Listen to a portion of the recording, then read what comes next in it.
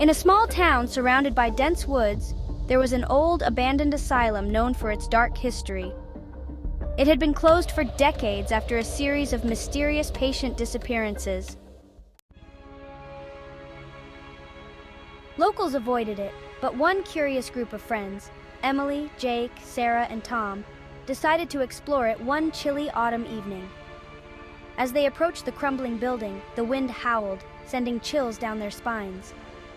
They pushed open the heavy doors, which creaked eerily, revealing a long, dark corridor lined with peeling paint and broken tiles.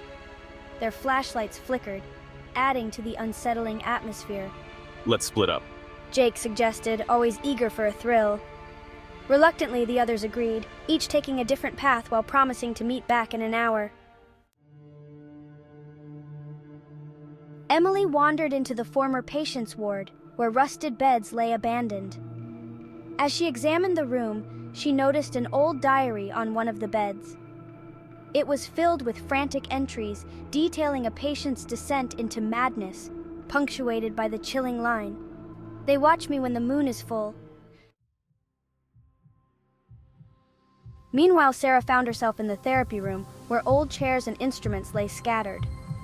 As she turned to leave, she felt a cold hand brush against her neck. Heart racing, she spun around but saw nothing. She decided it was time to regroup. Tom, exploring the basement, stumbled upon a locked door.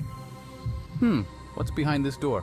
Curiosity piqued. He searched for something to pry it open. There must be something around here. This might work.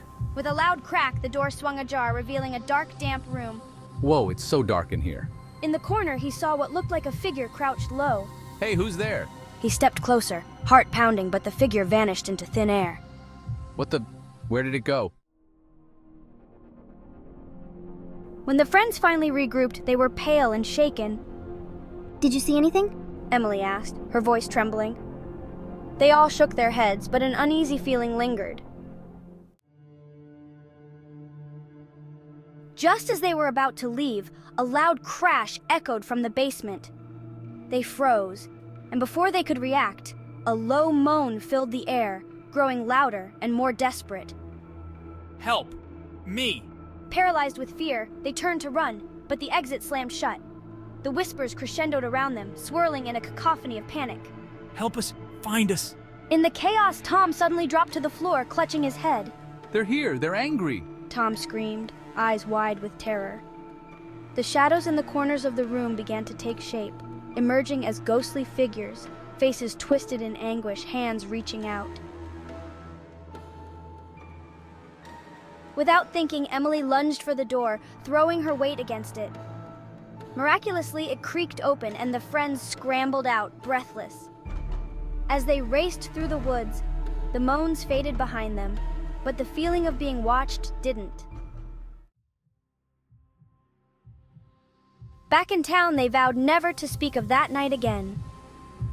But every now and then, when the moon was full, Emily would hear the whispers in the wind, calling her back, reminding her of the souls still trapped within the asylum's walls.